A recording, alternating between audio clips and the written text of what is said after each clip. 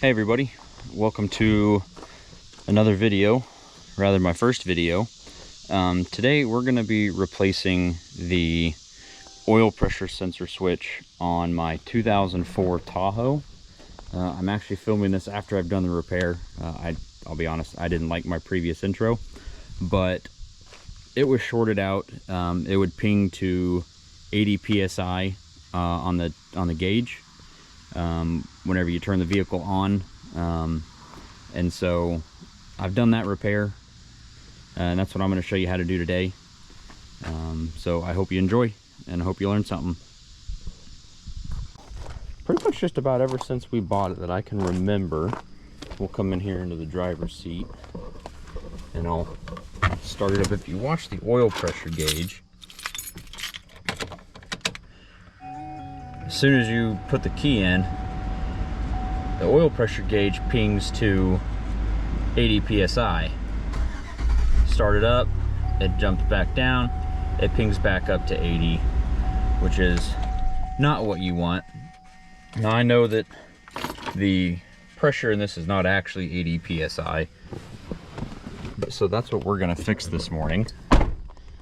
In which, to do that, you know, some guys will have you come in here and, you know, they'll take off your intake, they'll take off the cover, and they'll take off all this so that they can get to the oil pressure sensor switch, which is back here in the back, kind of behind the intake manifold by the firewall. We don't need to do that. We're gonna kind of finagle our way back there to the switch. But first we are going to start by taking off this cover, which is a 10 millimeter, I believe, and then we'll see. Let's get in there and no, that's small. That might be an 8.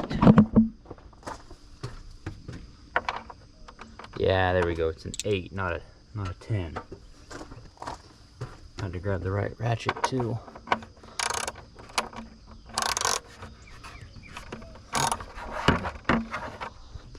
And there's a couple of tabs here in the back.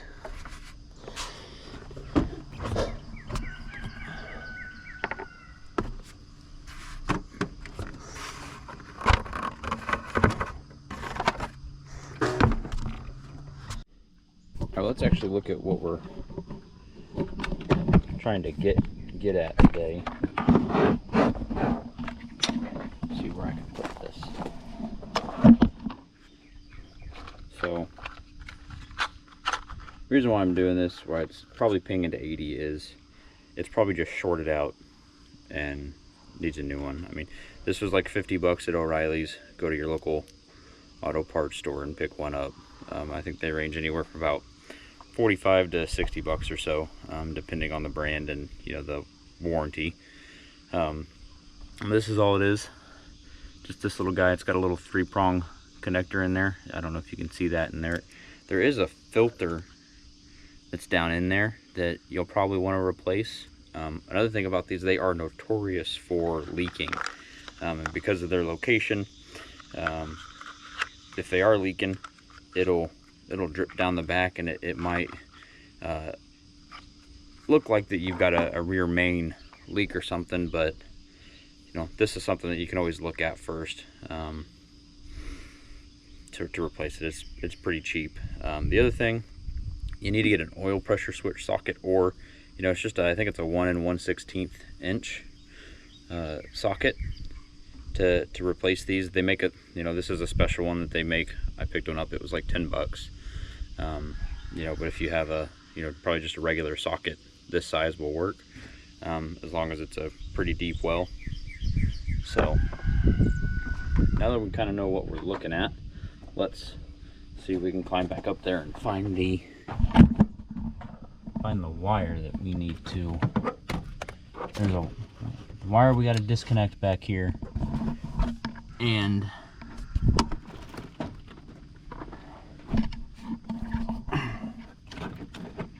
I think it's that right there.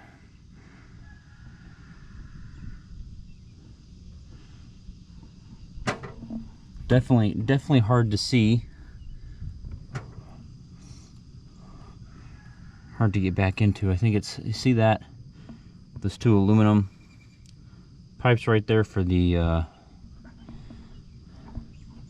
for that system. And there's that black wire coming down. I believe that's it right there. So I'm gonna pause you guys for a second, and I'm gonna get back there and try to disconnect that without too much effort.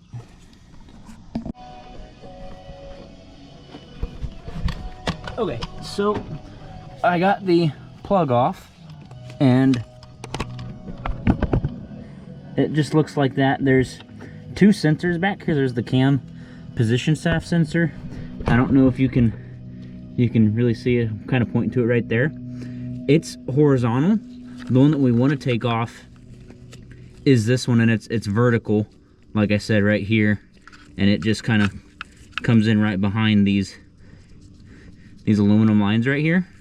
And it might be easiest if you reach around from the other side, you know, give it the good old reach around, and use your left hand there to pull it off while you're pulling up on it with your other, and then should be able to just get maybe a 6-inch extension in there on your socket and your ratchet, and take that one out. And there's a, like I said earlier, there's a screen under there that you either need to clean or just fully replace.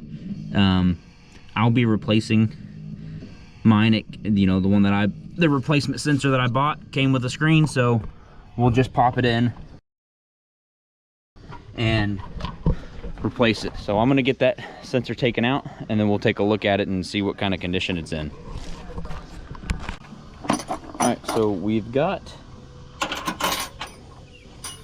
the old sensor out,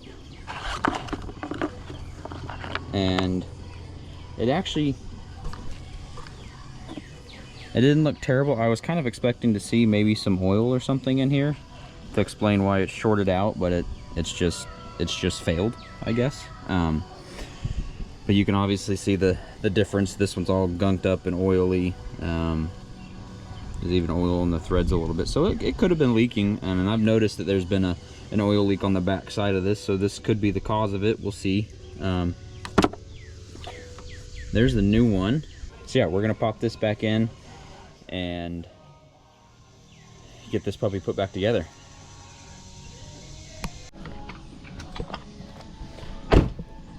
All right, so we've got the oil pressure sensor switch connected back up. It's down in there. I don't know if you can see, but it's connected. So let's make sure we don't have any tools in the bay that might fall in.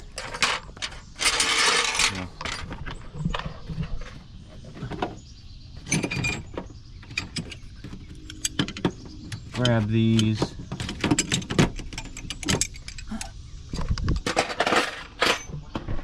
I'm just paranoid like that. We got to disconnect or reconnect the battery. I find it is good practice always to disconnect the battery if you're doing anything electrical, just to prevent any issues, you know. So let's get that.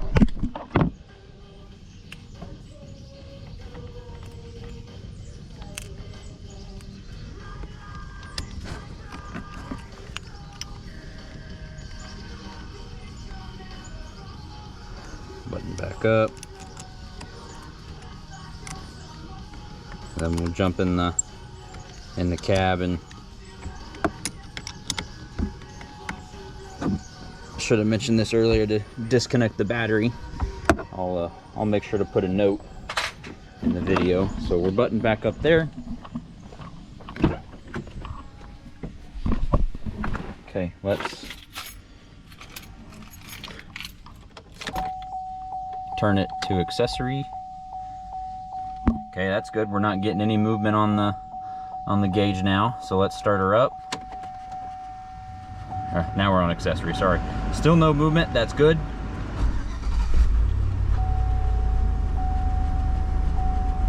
And there she goes. She goes up to about Oh, that's about 50 or so, a little bit under, which is exactly where she should be running. So we are beautiful and fixed up. So now I'm gonna finish putting this back together. I got to put the platform back on for the intake, and then the intake cover. Then we'll put the cover back on and we'll be done. All right, everybody. So this is a couple weeks, few days after I finished the repair of that oil pressure sensor switch, and she's been running great at you know, no issues. Been reading about 40 psi, and she reacts like she's supposed to. When you rev up, you know, it kind of goes up slow, falls back down. But it's been good. And I think even the oil leak that I've noticed previously dripping down the backside, I think even that stopped. Let's see if we can see. I mean, it's all gunky under there, but I haven't seen it collecting on my driveway. So I'm hoping that it's done. But if you guys enjoyed the video and learned something, please give me a comment, like my video, and you know, maybe subscribe, and we'll get some more content out. The next video is either going to be an interior detailing of Tahiti is the name that I've come up for this build, and the so either interior detailing, including shampooing the carpets, especially the back.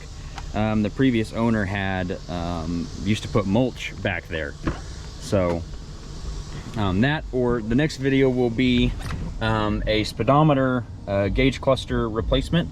My speedometer's going out whack. Sometimes when I'm driving it, it'll increase exponentially, you know, totally unrelated to my speed. So that stepper motor's going out, and I found a company that used to be based in my hometown. They've since moved, but they're gonna build me a whole new gauge cluster, send it to me, I'll install it. It'll be a plug and play, and it'll fix that issue. They'll replace all the stepper motors. They're actually gonna give me a new faceplate, new pointers, and then I'm gonna have them add a transmission temp gauge down here. So like I said, because this will be basically my towing vehicle. So yeah, look forward to it, and see you guys in the next one.